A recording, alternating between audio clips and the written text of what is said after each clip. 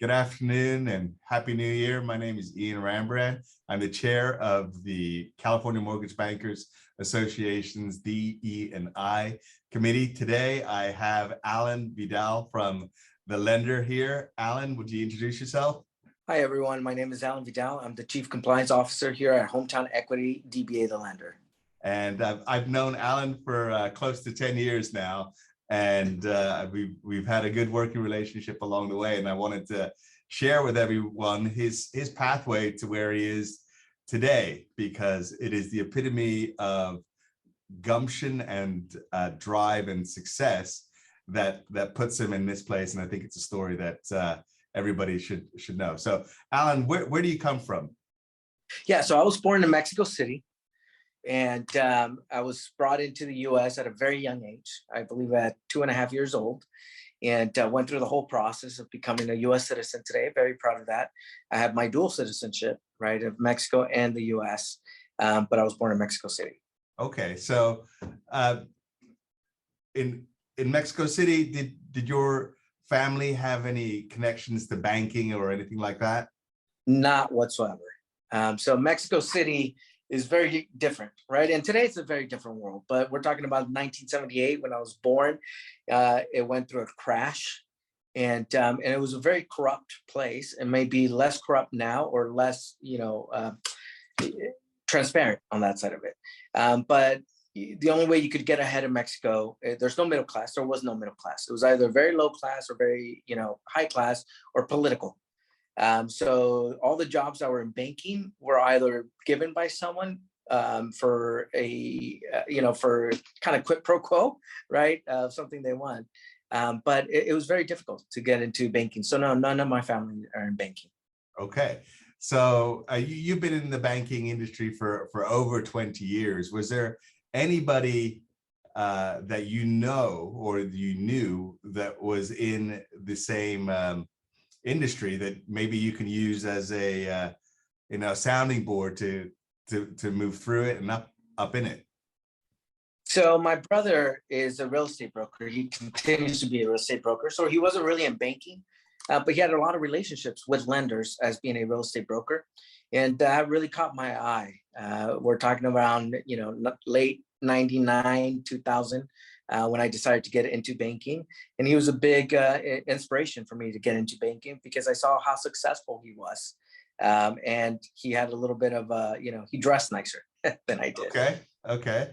And so looking ahead of you, when you went in there, when you knocked on the door, were you flying in there, blind and say, hey, I've got the Alan Vidal show and this is what I'm offering? Is that it? Any connections or anything like that? What was it like? No. My brother taught me the basic terminology, right? What a 1003 is, a mortgage, a loan.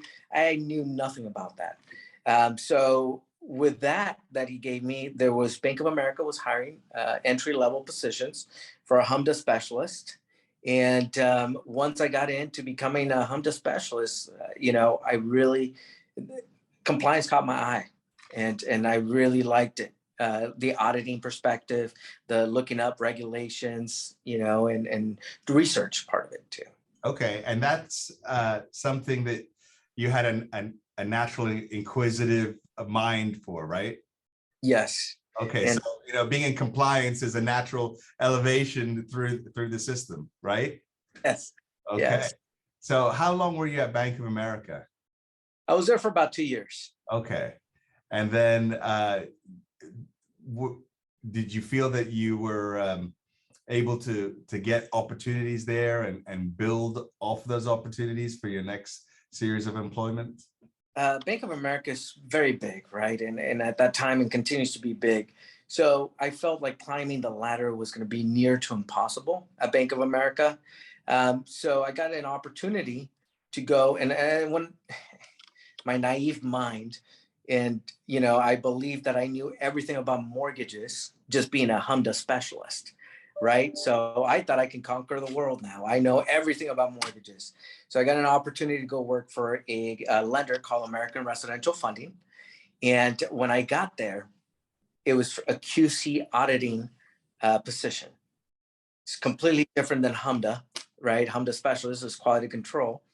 And the first day I got there and I said, oh my God, I know nothing about this. So it humbled me, right? And the CEO at that time, he was a Hispanic individual that had gone to Harvard. So, and he worked for Tom Bradley, right? Back in the 80s in LA. So he was an inspiration to me. His name is David Villarreal, and he's a really inspirational individual. And I really looked up to him. And did David ever like provide you guidance on careers and pathways that you should consider? He did. He said, stay in compliance. You're Hispanic, so always dress nice, because that kind of gives you a heads up, right? On top of everyone else. And he said, just be ethical. And that's one of the biggest things that ever, those words that he said at the end of being ethical have really stayed with me. So what impact do you think that David had on your career or your vision for a career? A couple of things, right? It was just seeing someone that was Hispanic, Mexican, and being the CEO of a company at that time, right? So that was just like, wow. And it kind of made you think, I was in my 20s, right? Just, oh, I can be there, right? One day. So, and this individual really did take the mentorship honest, right? I mean, serious. And so I believe that he took me under his wing and did provide me with a lot of guidance. So one day I could, be successful. Okay, well, that's good. And have you been able to use what it is that he's taught you about his insights and all those sorts of things? Yes, definitely. The ethical part is, I've been at companies where you can see people trying to sweep things under the rug, right? Or not say something because they are scared that it may cause a bigger issue or a bigger reaction, right? Not because they want to be unethical. I think they're just scared. And then there's other companies where people get, they tell you, hey, come forward with a mistake. But then you see everyone getting beat up, right? That comes forward. So that's been one of the biggest things for me, is that stayed with me, is being ethical. And what sort of relationship do you have with other diverse employees in the company, and do they come to you and ask for advice on how to do what you're doing? They do. My AVP of compliance, Anna, she's Hispanic, and her and I work really well. And she's always, I'm learning a lot of stuff from her as from a licensing guru that she is, but she's always learning from myself, right? And she's always telling me that's how I know. But other people that are in post-closing, that's very entry level position, they're talking to me in the mornings. They're like, hey, what can I do? Where can I learn to become a compliance manager or a compliance officer? Yeah, that's great, because that adds a foundation for them. Number one, they know somebody in the business, and unlike you, when you got into the business where you didn't know banking per se, but had a legitimate crossover experience with your brother.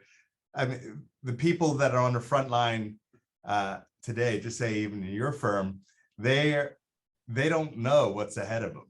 Yes. And but now they can see somebody like you that has made it from their perspective and is approachable and open to them.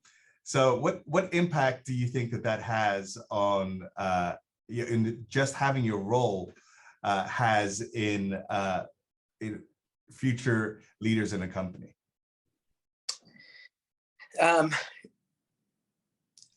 I mean, that's a tough question, because I think the company's culture is just to embrace anyone that has talent, right? And is willing to show that talent and be out there. So one thing about the company is that they are hiring about 30 to 40 new account executives, which is salespeople.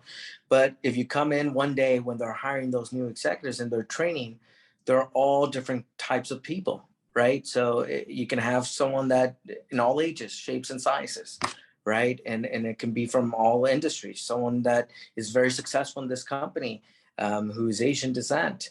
He used to work at the movie theater. Now he's making about $20,000-$30,000 a month because, you know, his work ethics, right? And he's a hard worker, is what he's going to be able to succeed here. So, what does diversity, equity, and inclusion mean to you personally?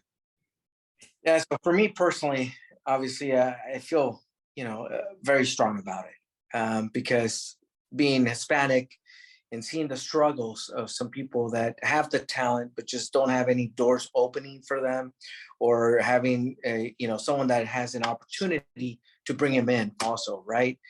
So for me, it just means that you got to help out people, right? You got to look for talent, and you got to you know, see if people are, you know, undeserved, you know, areas are being impacted by it too. And that way you can really help out and make an impact for your community.